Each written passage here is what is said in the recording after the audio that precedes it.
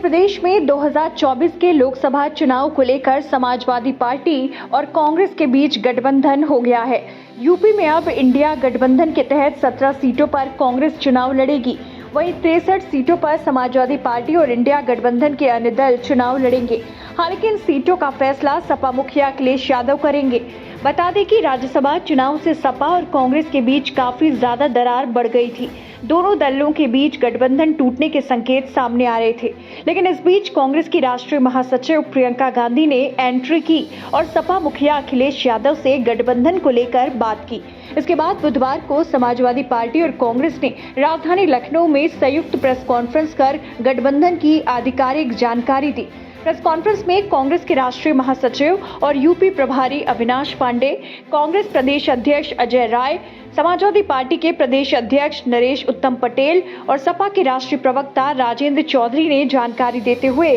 जिन 17 सीटों पर कांग्रेस के साथ सहमति बनी उसका भी ऐलान किया। इन 17 सीटों में रायबरेली, अमेठी, कानपुर नगर, फतेहपुर सीकरी, बांसगांव, सहारनपुर, प्रयागराज, महाराजगंज, वाराणसी, अमरोहा, झांसी, बुलंदशहर, गाजियाबाद, मथुरा, सीतापुर, बाराबंकी और देवरिया हैं। हालांकि वाराणसी पर सपा ने पहले से ही अपना उम्मीदवार उतारा है, जबकि ये सीट कांग्रेस को दी गई है, तो सपा अपना प्रत्याशी वापस करेगी। इसके अलावा कांग्रेस ने एक सीट मध्य प्रदेश में समाजवादी पार्टी को दी है। 2024 के लोकसभा चुनाव में समाजवादी पार्टी एक सीट खजुराहो से चुनाव लड़ेगी। आपसी समन्वय से, चर्चा से यह निर्णय लिया गया कि भारतीय राष्ट्रीय कांग्रेस यहां पर उत्तर प्रदेश में 17 सीटों पर चुनाव लड़ेगी और इस गठबंधन के तहत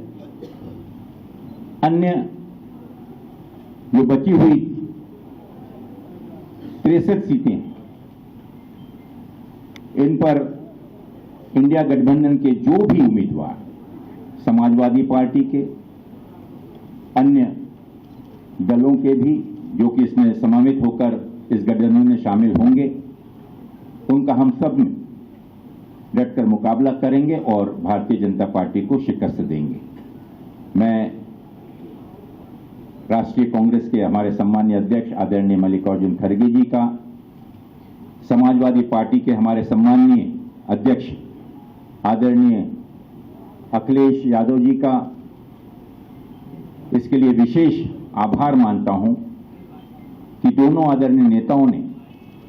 पूर्ण विश्वास के साथ और आने वाली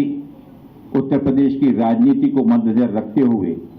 एक दूरगामी लक्ष्य को सामने रखकर इस गठबंधन को अपनी मान्यता दी और साथ ही हमारे उन सभी समिति के कमेटी के सदस्यों का मैं विशेष रूप से आभार मानना चाहूंगा और विशेष रूप से मैं हमारे उदयवीर जी का, संगठन के हमारे आदरणीय प्रोफेसर राम गोपाल जी का, कमेटी के अन्य सदस्यों का भी विशेष आभार व्यक्त करता हूं कि बहुत ही सौजन्यता से, सकारात्मक रूप से जितनी भी चर्चाएं हुई, काफी गहन चर्चाएं जो हुई, उसके बाद ये निर्णय लिया गया और मैं पूरा विश्वास है कि इतनी मशक्कत के बाद जिस निर्णय पर आज हम पहुंचे हैं, आगामी लोकसभा चुनाव में हम मिलकर एकजुट होकर मजबूती के साथ भारतीय जनता पार्टी को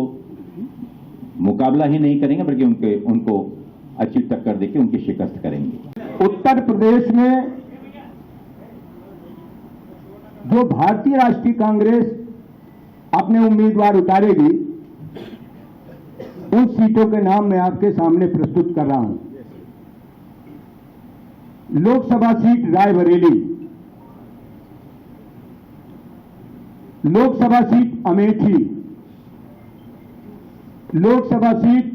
कानपुर नगर, लोकसभा सीट फतेहपुर सीकरी, लोकसभा क्षेत्र बांसगांव, लोकसभा क्षेत्र सहारनपुर, लोकसभा क्षेत्र प्रयागराज, लोकसभा क्षेत्र महाराजगंज, लोकसभा क्षेत्र वाराणसी, लोकसभा क्षेत्र अमरोहा, लोकसभा क्षेत्र झांसी, लोकसभा क्षेत्र बुलंदशहर, लोकसभा क्षेत्र गाजियाबाद, लोकसभा क्षेत्र मथुरा, लोकसभा क्षेत्र सीतापुर, लोकसभा क्षेत्र बाराबंकी, लोकसभा क्षेत्र देवरिया। इन 17 सीटों पर भारतीय राष्ट्रीय कांग्रेस के उम्मीदवार चुनाव लड़ेंगे और बाकी उत्तर प्रदेश की 63 सीटों पर समाजवादी पार्टी के उम्मीदवार होंगे और मध्य प्रदेश में एक सीट खजुराहो पर समाजवादी पार्टी के उम्मीदवार होंगे। बाकी सभी सीटों पर जो भारतीय राष्ट्रीय कांग्रेस उम्मीदवार तय करेगी उनको समाजवादी पार्टी के हम सब लोग जिताकर भारत की लोकसभा में भेजेंगे और उत्तर प्रदेश की जो 63 लोकसभा क्षेत्र है उसमें भारतीय राष्ट्रीय कांग्रेस के सभी सम्मानित नेता, कार्यकर्तागण, समर्थकगण समाजवादी पार्टी को उम्मीदवारों को जिताने का काम करेंगे।